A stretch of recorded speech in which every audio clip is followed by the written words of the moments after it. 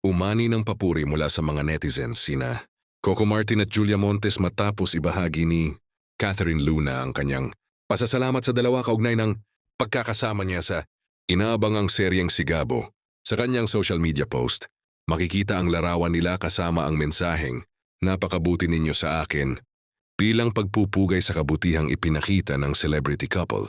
Marami ang natuwa sa naging pahayag ni Catherine dahil sa kabila ng mga pinagdaanan at mga usaping nagdaan sa nakaraan, nagkaroon pa rin siya ng pagkakataong maging bahagi ng proyekto.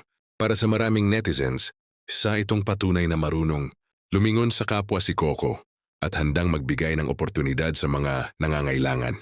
Hindi rin nakaligtas sa papuri si Julia Montes na kilala rin sa pagiging low-key, ngunit maalaga sa mga taong malalapit sa kanya.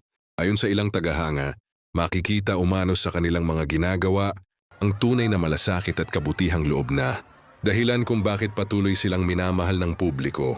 Samantala, bumaha ng positibong komento sa social media kung saan marami ang nagsabing hindi sila nagtataka sa ginawang pagtulong nina Coco at Julia. Anila, ilang beses na ring napatunayan ng aktor Tonyo kanyang pagiging mapagbigay at bukas palad sa mga kasamahan sa industriya.